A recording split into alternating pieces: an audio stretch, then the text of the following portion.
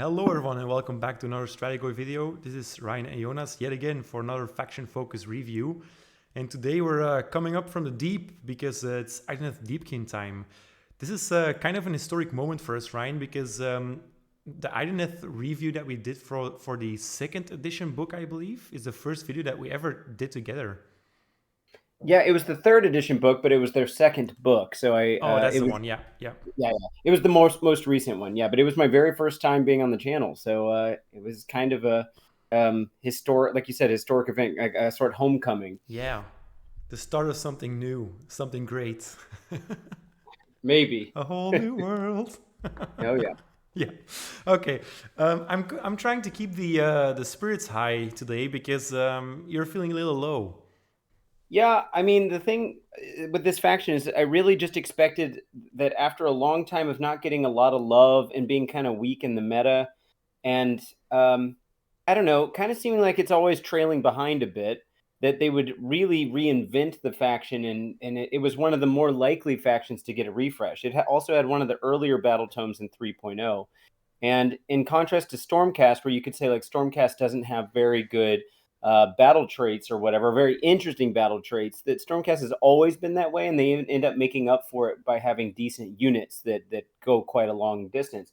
But I'm not convinced by anything I've seen today that Idoneth's getting that kind of refresh that they need, or that they have the support they're going to need to be competitive in the edition. So we're just going to have to wait and see, I guess. Maybe they'll be in a box set with ogres. I mean, that would be cool if we could get a refresh for both at the same time. But ogres definitely need it more in range sense. Oh yeah, But, that's definitely true. Yeah. yeah. Okay, let's look at the battle traits first. It was actually quite a lot of scrolling to get through the battle traits here, but a lot of things have, well, not a lot of things. One key thing about the Idoneth have been retained, so the Tides of Death. I guess we can start there because it kind of dictates how the entire army is gonna fare and play, I guess. Yeah, definitely. Yeah. So if you're any bit familiar with the Idoneth Deepkin, you know that they play on this tide table where every battle round you get a different army-wide buff. So it's almost like you get 4 battle traits because we see a lot of separate battle traits not only go for one round anyway, but you get them in one ability, but you can't really decide when you're going to use which. Is just a strict chronological order here. So the first battle round, you're gonna have the low tide. Keep in mind this is for the entire battle round, so your turn and your opponent's. You subtract 1 from hit rolls for shooting attacks that target this unit, so any Idoneth Deepkin units, and subtract 1 from hit rolls for combat attacks that target Idoneth Deepkin units, unless they've charged. What do you think about this ability, Ryan? How has this changed, and how do you view it now? Well, low tide used to be that they were treated as being in cover, which always stopped giving them the +1 to save bonus if they charge. So it's interesting that they kept that wording in there. It's also interesting that they have the cover. The cover exists in the game, but I guess they felt like giving them +1 save is just too much, which I guess is in line with what we've seen in the 4th edition changes thus far. So now it's basically just -1 to hit. The weird thing is that they phrased it as shooting attacks and melee attacks, combat attacks separately here, whereas in a lot of rules we've seen thus far, it just says flat out -1 attack or -1 to hit 4 attacks. So I don't know what the rules legalese is for that difference here, or if it was just kind of 2 different writers that weren't on the same page. But I mean, I think it's fine. And you're probably not charging anyway, so you're going to be more in defensive mode. Mm-hmm. Maybe they meant it as just to clarify that the hit rolls are only on the chart. The charge thing only affects the hit rolls.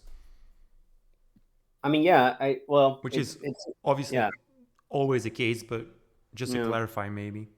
Yeah, I don't know. It seems random, but I don't think it changes anything from what I know of the rules. So, yeah. I mean, it's still good. It's just not +1 to cover or +1 to save, Yeah. So. Okay, so in Battle Round 2, we're moving on to the Flood Tide, which is almost the pinnacle of where you want to be. So for the rest of the battle round, your units can run and still shoot and or charge. And I believe, Ryan, this is a stealth upgrade because it said or charge and not and or charge. Yeah, and they even FAQ'd it because using Boolean terms like and or get confusing in everyday parlance versus like legalese. They even FAQ'd it to be you have to choose one or the other. So this is an upgrade. Yeah. Okay. And it's also this is worth pointing out for the next one as well. It's also a subtle upgrade in the sense that you now have countercharge and redeploy. So like we were kind of talking about with Fire Slayers yesterday, this has some amount of play with those CP uses that you might be making in your opponent's turn. So like being able to redeploy. Obviously, you can't shoot, but then you can't redeploy and then shoot in your opponent's turn, for all I know. But you can redeploy, which counts as a run, and then countercharge. It would cost you 3 CPs, though. Mm-hmm. So, kind of interesting. But it's not. It's a subtle buff. It's not that big. Yeah. And then onto the High Tide. This is the juiciest one, I suppose.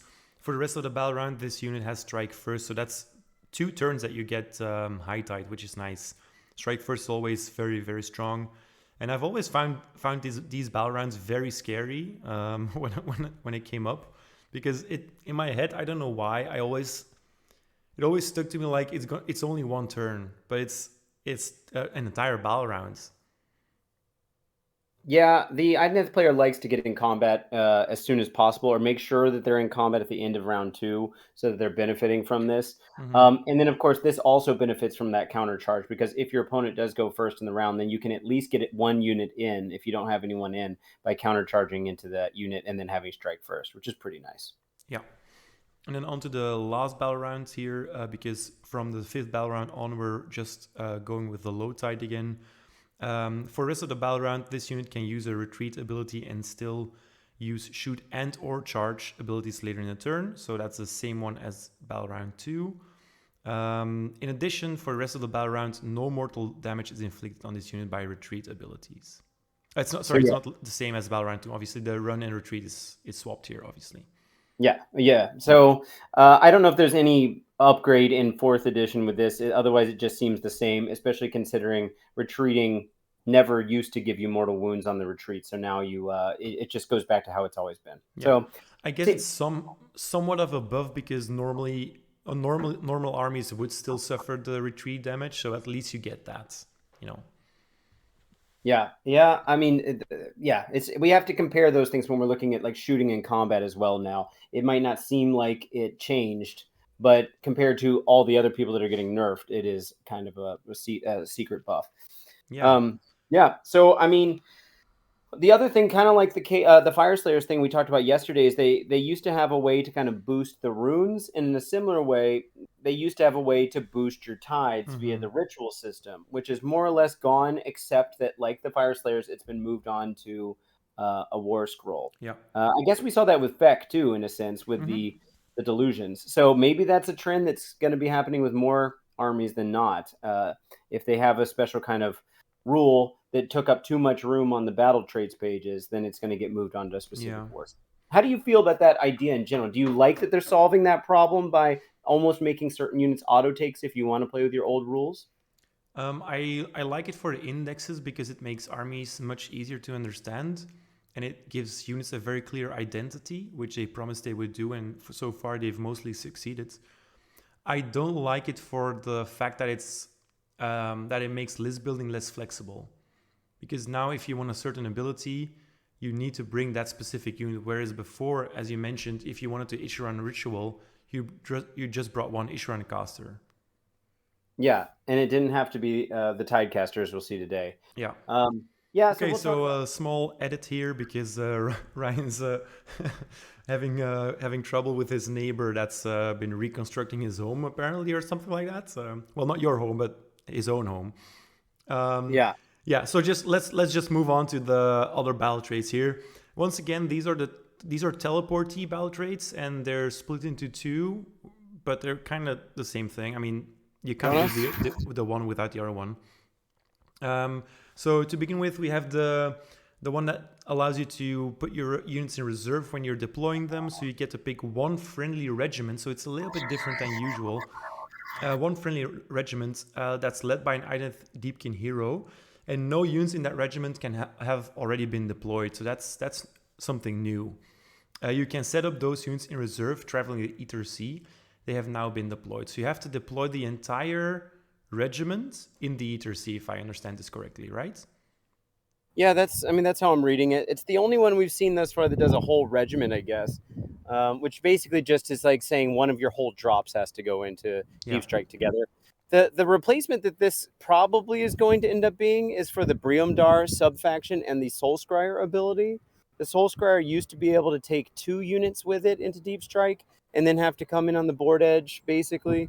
And then in Briumdar, you could take 3. So now considering this could be any regiment you like, so it's a hero plus up to 3 or 4 units. It kind of ends up being like a more flexible version of Briumdar that's just cooked into your army in general. So it certainly isn't bad.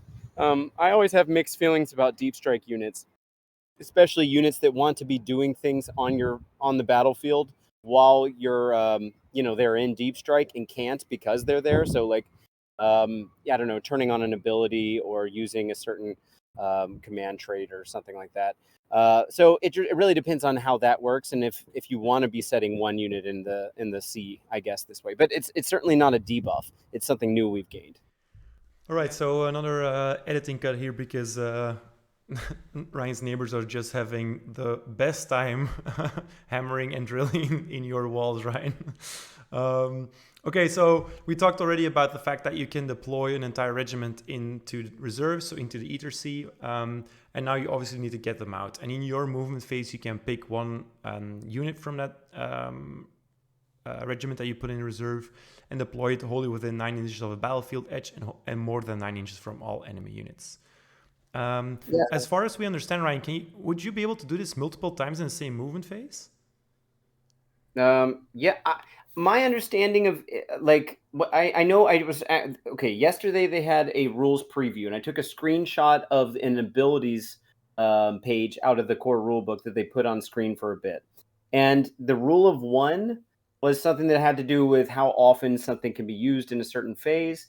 And one of the rules they said is no unit can use a core rule more than once. But I think if it's something like this, you can just keep doing it as many times as you want. Every time you would do it. Now, because if you look above, it's once per battle, right? So I think you could just Deep Strike with however many units we're in. Obviously, it's max 5, I guess. Yeah. But we also haven't seen anything about whether the reserve rule, like these are all reserve abilities, whether you still have to come onto the table by the end of turn 3. But let's assume for now, conservatively, that rule is still in play.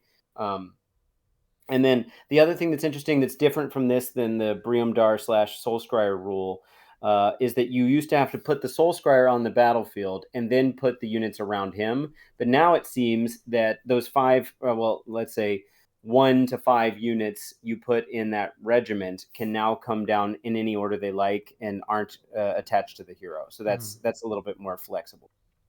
Yeah. So all in all, it's cool that this is now a generic battle trait that you can just use on any kind of unit. So it really opens up your options, I suppose. But you lost quite an iconic battle trait for Idoneth, right? Yep. Forgotten Nightmares not being the closest unit has to be targeted for shooting attacks.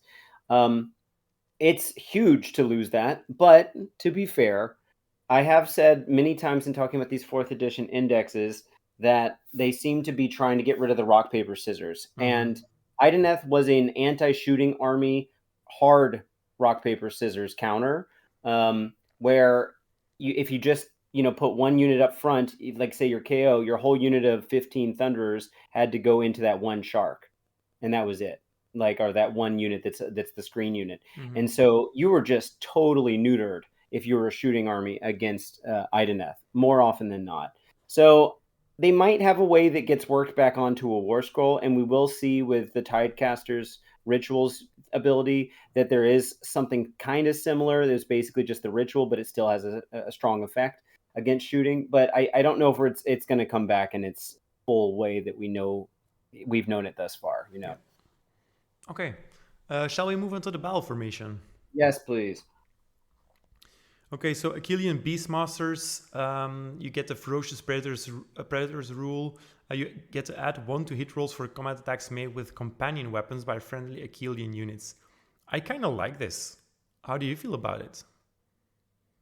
Okay, so I'm going to make an argument. This is actually +1 to wound. Okay. And the reason is that, first off, we know you can't double up onto hit. You can only, just as it is now, you can only make something 1 better than its Yeah. printed characteristic. All of the companion weapons we're going to see in this article for the Akhelian units have -1 to hit from what they currently are in the 3rd edition book. So what this is doing is giving them back to their current profile, but all of those war scrolls also have +1 to wound. So Okay. what it's functionally doing is making them have +1 to wound from what we're used to. But the problem is, because this is a formation, that means when you play these guys at, like, I wish it had just said +1 to wound on those monsters and they had the current profile, or those amounts, I should say, and they had the current profile, and then it would achieve the same results functionally. Instead of doing this thing where now if you take anything outside of these formations, they just got neutered a little bit. Yeah. So to me, it's a side grade at best. It is a little bit of an upgrade, but keep in mind, like, say you were running the Sharks build, the Sharks were used to all their new Shark abilities for it was at one point exploding hits, but then got nerfed down to 6s to hit auto wound. But in any case, this is still worse in the grand scheme of things. Except that it applies to all the companion weapons. I'm fully expecting the turtle to also have -1 to hit Yeah. and +1 to wound, as we've seen with all the other monsters. Yeah. In the game. So, Okay. Is the turtle also an Akhelian unit? yes, sir. Okay, cool. Yeah. So yeah, all in all, though, while it's not very exciting, it's gonna be quite good, right? Because usually, if you're running an IDK army, you either go full Namarti or you include at least some Akhelian units, right? Yeah, I would say Akhelians were always some amount were included. At least, say in Namarti build, you had a turtle to project that big bubble of +1 to Yeah. save and +1 to hit. Yeah. Or the Okay. king, the Slap King. Yeah. Yeah. So generically, probably a formation that you'll see a lot of, I Depends on guess. what the other ones do. I can see the devious hit and run tactics one that they described as one of the 4 that's the Yeah. rest of the 3 that are coming out. That could be interesting for movement shenanigans. So, Speaking yeah. of which, let's move on to their unlimited spell. Also a very iconic one, Steed of Tides. One of my favorite ones from the Lore of the Deep, and probably one of the strongest ones as well. And it's actually gotten better as far as I can tell. So it almost does the same thing. So pick a friendly Idoneth Deepkin wizard to cast this spell. Then you pick a visible friendly IDK unit wholly within 12 inches. And then you make a casting roll. You get to remove the target from battlefield. So even if they were in combat, that would also work. And set it up again on the battlefield more than 9 inches from all enemy units. It's unlimited though, so you could cast this multiple times. And it's only on a 6+ to cast. Now, before some of you get very excited about this, because I saw on Reddit that a couple of people assumed that you would be allowed to move. In one of the articles, I think it was the Caradron Overlords one, it did say that in the core rules, it would say that you were not allowed to move after any kind of teleport or deploying. That's correct. Yeah. Or setting up, not deploying, setting up. Yeah. Yeah. So, I mean, what changed? It's now wholly within 12 and used to be within 6. It used to only be a friendly hero, so we don't know where the allies or coalition situation is sitting now. But it used to be able to teleport, say, a Celestin Prime or something like that. And yeah, so I mean, the fact that it can target any unit is great. But my thing has always been setting up outside of 9 inches, unless you have some ability that has a greater than 9-inch range, like shooting attacks or something, is mainly reliable for getting battle tactics and taking objectives, not for getting into combat. So if you've got a Sharks build that needs to get into combat, it's a 9-inch charge is still a 9-inch charge. It's still pretty rough. Yes, there's a way to get +1 to run and charge from the Tidecaster, but that's on a 3-up, and I don't know if I would build my whole strategy on her rolling a 3-up. Yeah. So, and that's just a +1. It's not like it's a guarantee or anything. Yeah. So, I like it. I think it's definitely interesting for tactically playing, but we'll have to see how easy it is for other wizards to unbind stuff. But it's a good spell for sure. I really like it, Ryan. um, I love the Sylvaneth guys that let you teleport the Revenants. And you get this now on a spell. I love having the speed of Asia on my Dawn Riders just to get them on an objective, and this just always allows you to do that. It's so strong when I could teleport a Soulblight, so strong when I could teleport with my Seraphron Starborn list. So having this on an unlimited spell seems very cool for taking objectives. That's gonna really, really, disappoint you if you wanna use this to get into combat. I do agree with that. Yeah. Yeah, well, you mentioned that you could teleport out of combat, and currently rules as written, I agree with you, but we don't know if the core rules are going to say that you can't be pulled out of combat except by a retreat. Um, Okay. so, which I could totally imagine them saying because it seems kind of like it traditionally has not been something that we've allowed in the game, but Mm-hmm. sometimes you see it. So, Well, for teleports so far, it always has been allowed, right? no, there are plenty of teleport rules that say if you're not in, or as long as you're not in combat. Okay, maybe I've just not Yeah. played with them a Like, whole bunch. yeah. Okay. Anyway, yeah, yeah. Yeah. Moving on to the units then. Yes, please. Okay, so we get the Idolon of Mathlann.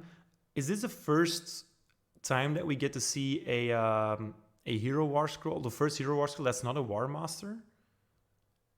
Like Yeah, usually they open up with a war master, right? yeah, we don't have one in this article. Yeah. Obviously, they have Loton and Volturnus that are the named characters. So I could totally imagine those both have that keyword. So they Yeah. still have a couple in the faction. Yeah.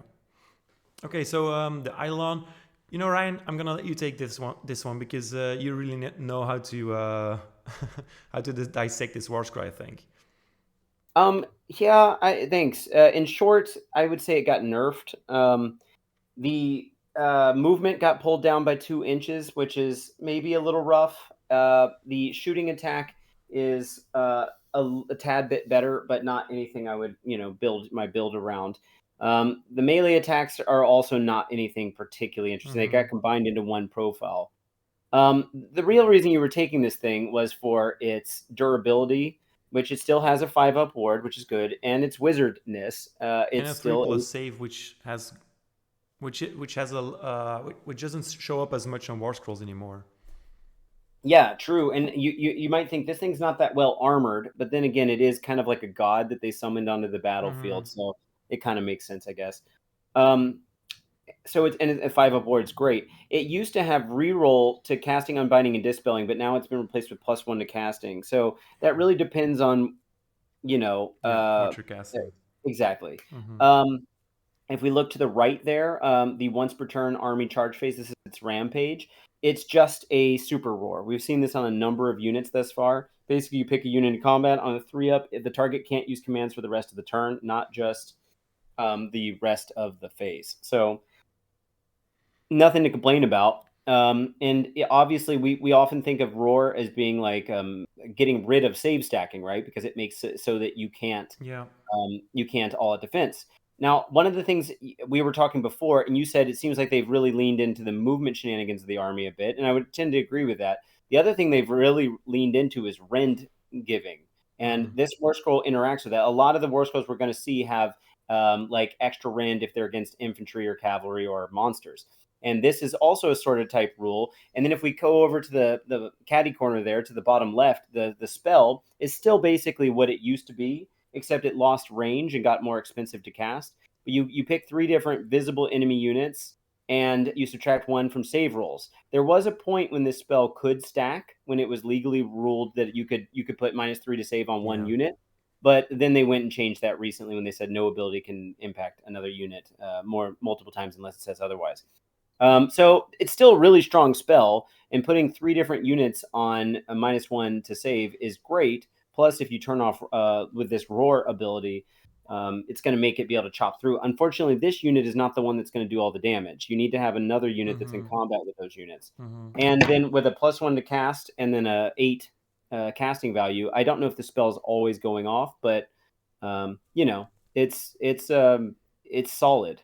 And then the only other ability that we've got here is the passive in the right hand corner that ignores negative modifiers to control scores for friendly Idoneth units holier than 12.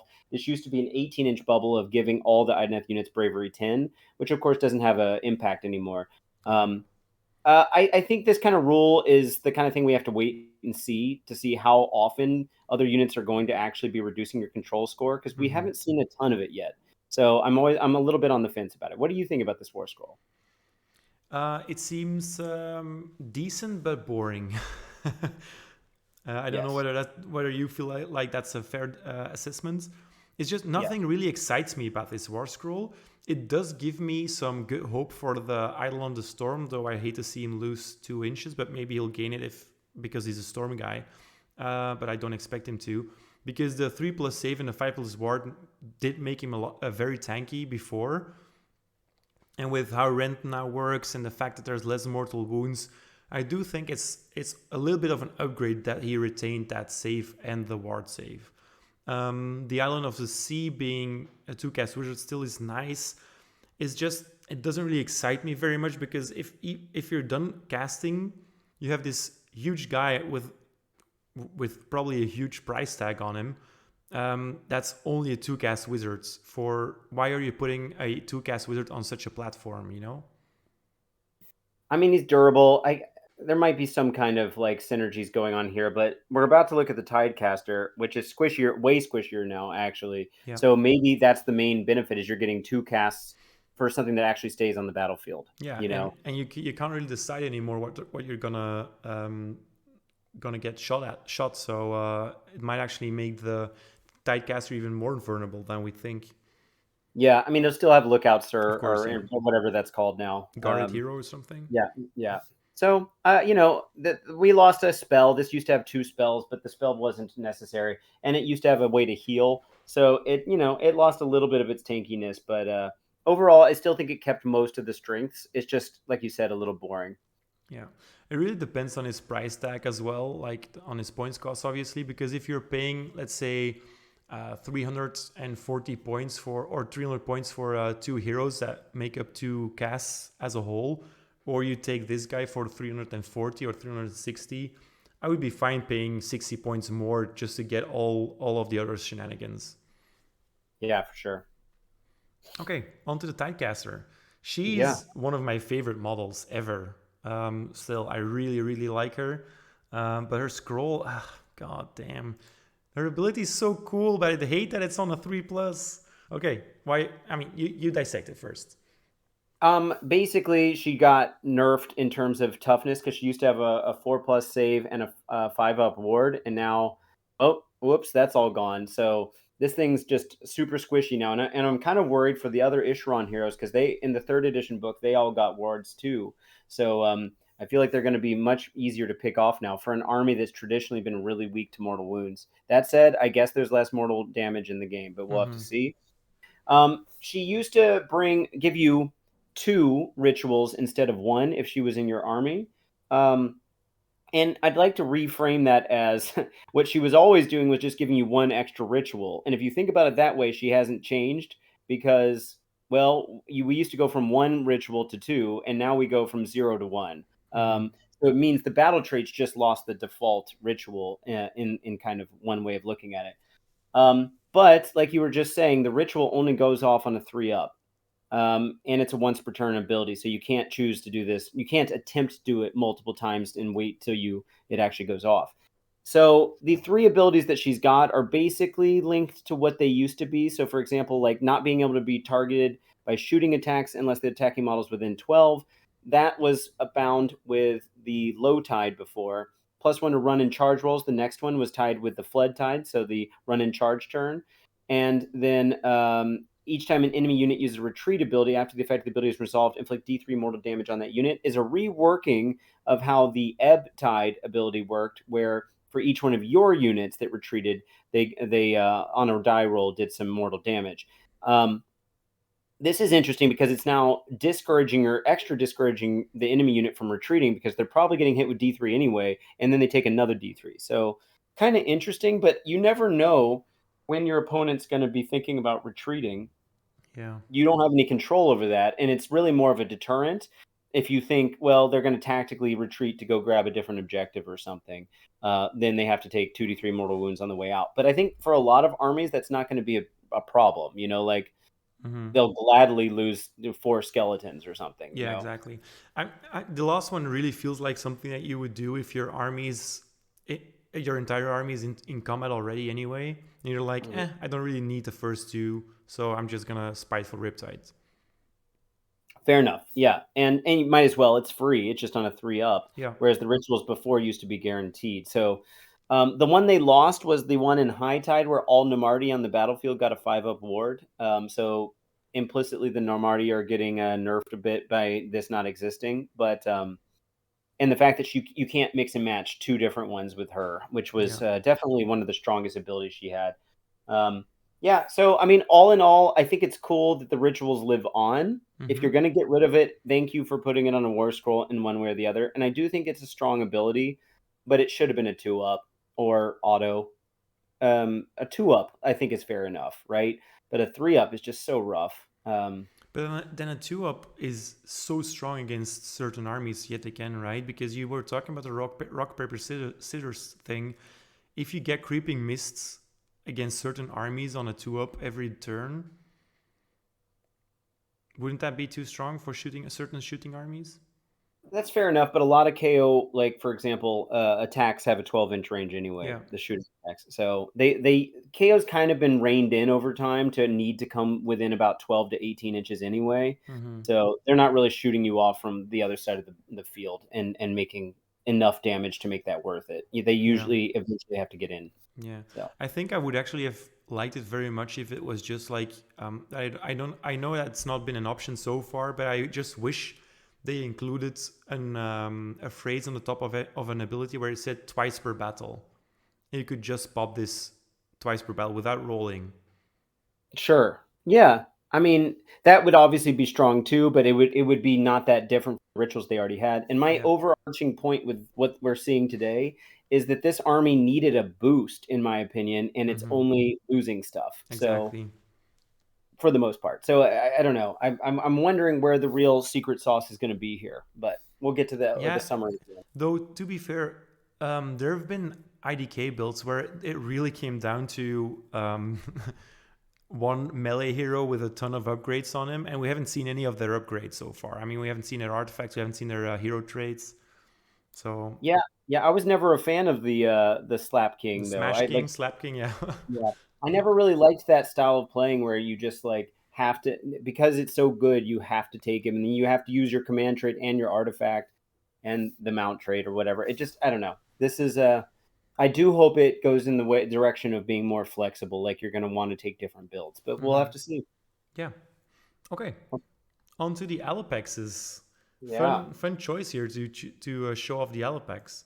Well, it's one of the meta things right now, Exactly. or it Yeah. has been. So Yeah. it makes sense. Unfortunately, they lost 2 inches of move, and it seems like that's kind of a general thing we're seeing with this army.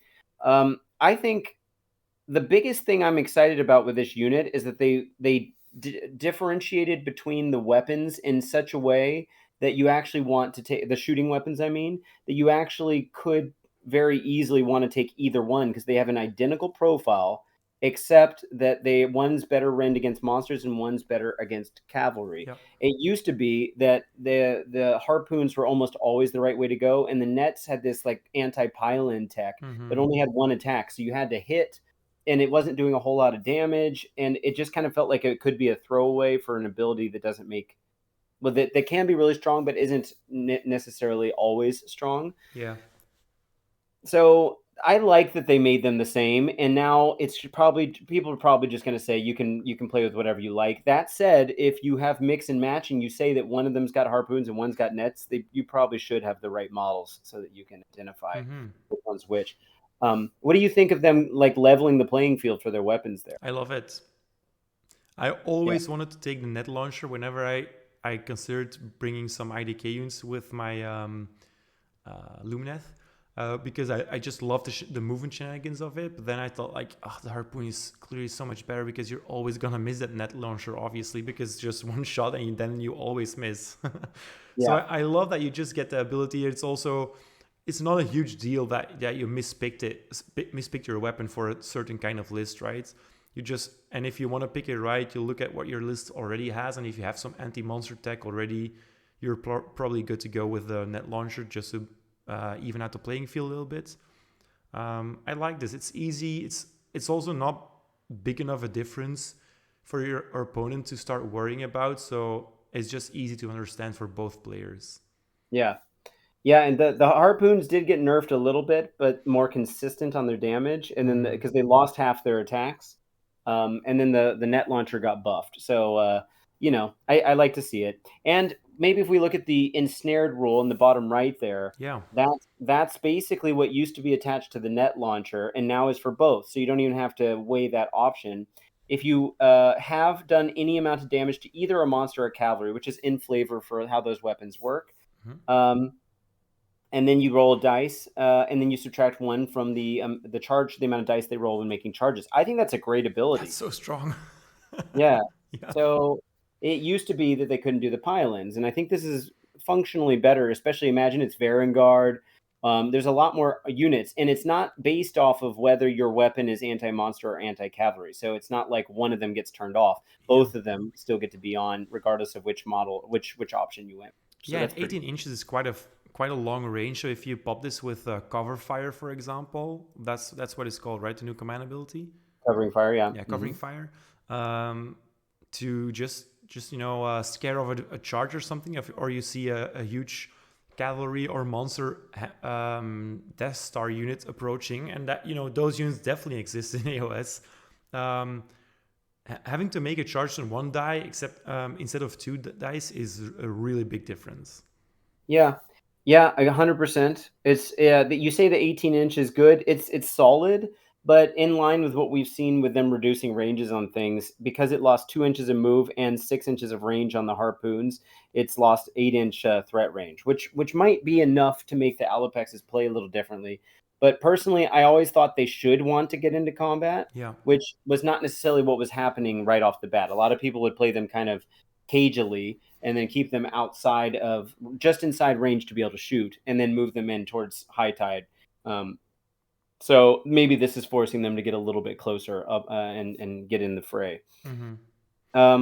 So, and then the +1 attacks thing that you see is the Bloodthirsty Predators rule. As far as I'm aware, it's basically exactly the same. So the Ferocious Bite, it got a little bit buffed in the sense, well, it got a little nerfed in that it's -1 to hit but +1 to wound. But a little bit buffed in the sense that it's got +1 to rend against monsters. So if you're going monster hunting, it's going to cut through a little bit better. And like we said, if you're in that battle formation we were talking about, then it goes to 3s and 2s, which is better than its old profile. Yeah. That said, it doesn't. What we used to have in Feuilleton was got either exploding hits or got auto wounds, which of course it doesn't have anymore. And then the Rider's attacks got significantly worse, but that's not really why you take them. So overall, I think the Allopex is one of the stronger things we've seen here, which is interesting because usually GW tries to demeta, like shake the meta up, and so many people have been hoarding Allopexes for their oops all sharks type lists. I could still see this as being a viable build here. So yeah, it looks solid. Especially considering the next unit is no longer a tank anymore. What a sad change to a war scroll for the Akhelian Ishlaen Guard. For those that don't know, this eel is one of the 2 eel units, and it used to be the tanky one, and then the other one, the Morsar Guard, was the punchy one. Well, on the surface of things, you might say this looks pretty tanky, right? It's got a 4 health, 4 up save. It retained its 14-inch move, so that's great. It has a ward of 5+ if it made a charge in the same turn. But it used to have it's unrendable, so it was a 4 up, just all the time, which basically is like saying skip the save stage and you just have a 4 up ward, except against mortal wounds, of course. And then the other thing is when it charged, its save characteristic got changed to a 3+. So then it had a 3 up unrendable save on that turn. And I can tell you, I did the math on this. The only time when it's identical to what it used to be, it's never better than what it used to be, is when your opponent has no rend, which doesn't happen as often as we'd like to think. As soon as they have one rend, this is worse than what they used to be. And this unit, despite being unrendable, was still pretty easy to peel off, especially considering we've also lost the low tide. So they're not even going to be your guaranteed screen to be getting. Well, I guess they wouldn't have had +1 save in that situation, so never mind. But because they couldn't get a better save unless they charged. But in any case, this unit's just not the tank unit that's you're using as a screen in the way you used to, and their output got nerfed a little bit too. So, for example, the eels lost -1 to hit, but they didn't get the +1 to wound that I was talking about before. So I take back a little bit of what I said in that they just got a straight up nerf. So if you take that battle formation, they just go back to what we're used to them being, which wasn't super punchy compared to a lot of cab anyway. And then the riders aren't doing that much either. So That being they do. said, it's still relatively tanky though, right? 4-up save, 5-up party they charge, and the biovoltaic barrier makes it still kind of good against certain units, just not against all units anymore. Yeah, I mean that's the tech, right? That's the main reason you're going to use this because you roll a die, 3-up, you're subtracting 1 from tax characteristic of their weapons. But what's probably going to kill a unit that's got a 4-up save and a 5-up ward is weight of dice and subtracting. Well, it could be that or it could be rend, right? If it's weight of dice, this is good, but then it's only going off on a 3-up and it's only reducing it by 1 per model. Now that could be if they have 2 attacks, cutting its output down by 50%, which is fantastic. But if it's a monster that has a bunch of attacks, it's only reducing it by 1 of those attacks, which isn't necessarily as going to be as impactful. The fact that it's not reliable, again, this could be an ability that easily could have been on a 2-up in a once per game. I would rather it be once per game and on a 2-up than be every turn on a 3 because I think this unit's dead after a couple rounds of combat. I agree. Yeah. But anyway, I don't know if they're going to function the way they used to, or if they're. I feel like maybe you take them as a small unit, send them in, and hope they reduce the attacks to protect your other unit that's in combat that's really going to do the damage. Because this unit's not doing enough on its own to be the only unit that's in combat. It's just not super clear what they really want this unit to do because, as you said, it's not as reliably tanky as they used to be. There's so many caveats. The Galf shields you need to charge for. The voltaic barrier needs a 3+ to reduce the attack characteristic, and then that's not always good if you're reducing one attack from a monster that has a bunch of attacks. It's not really a huge thing, and then they don't really have the damage either to clear screens. So it's like they can't really go screen hunting, or weaker units hunting, I suppose. They can't really reliably tank anything big, and they also can't reliably tank anything small either. So it's a little bit weird. They could do any of those things, but it just really depends on all your rolls. Yeah, I mean, yeah, I'm curious to see what the Morsar Guard scroll looks like because this. I hope they actually can be a good hammer, but then it just leaves me thinking, why do I take the Ishlaen Guard? Like, there's got to be a better unit for that role. Like, I'd rather take the turtles, honestly. I mean, sorry, not the turtle. That as well, maybe, but I meant the sharks. The sharks, yeah. The sharks are doing way more damage on both, like from afar and up close. And they're tanky enough, So, I don't know. And the only other thing we got left here is the Namarti Thralls Spearhead War Scroll, one of the most boring Spearhead War Scrolls we've seen thus far. For those that don't know, the Thralls used to change their attacks or damage characteristic on the basis of what wounds characteristic the target unit had.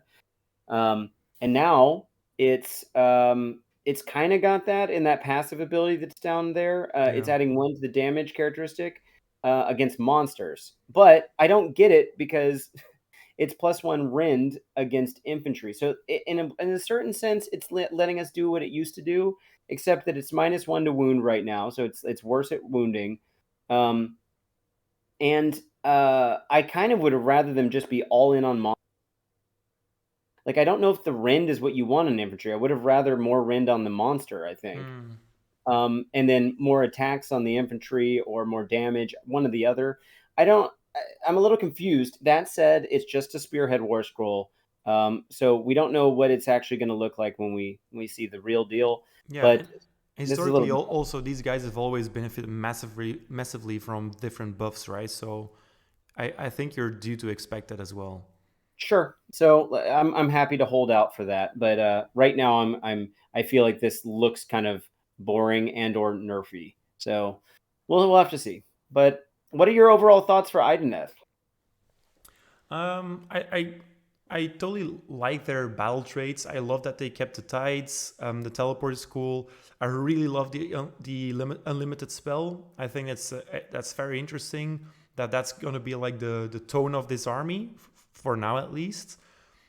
When it comes to War Scrolls, though, I just wish I would have been able to see some cooler combinations or something that really stood out to me.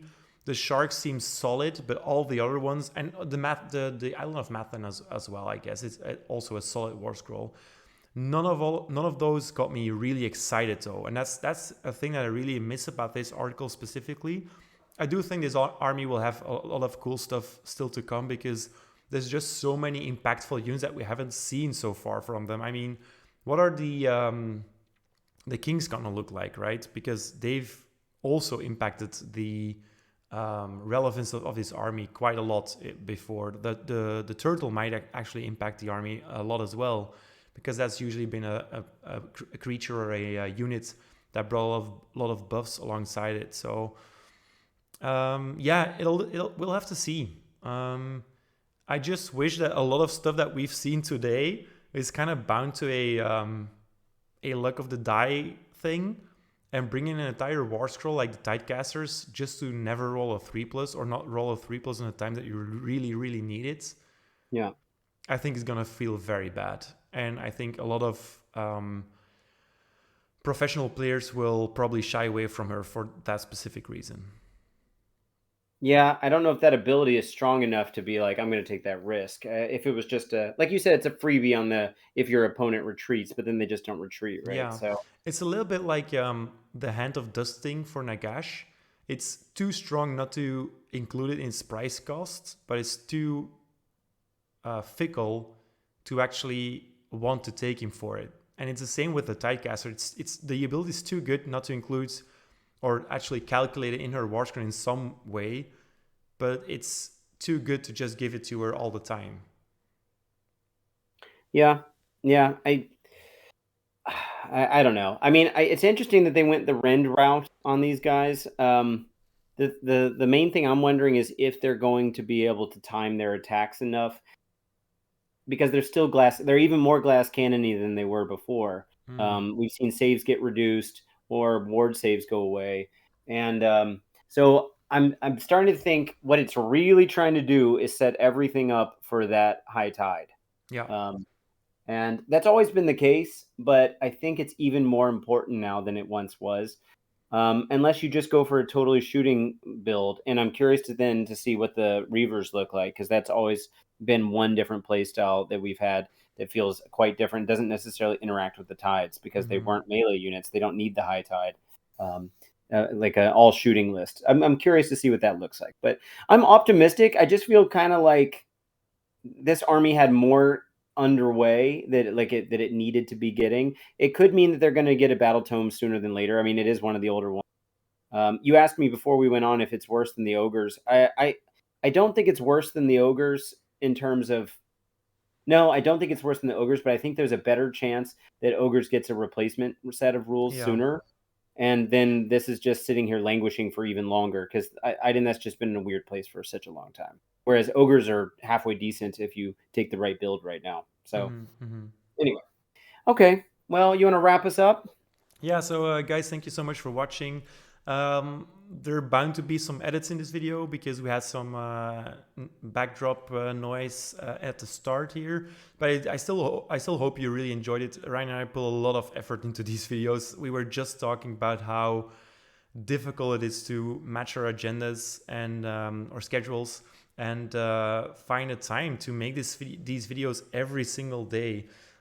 Because obviously we want to try to get these videos to you as soon as we can. So please leave a like and a comment on what you think about the units.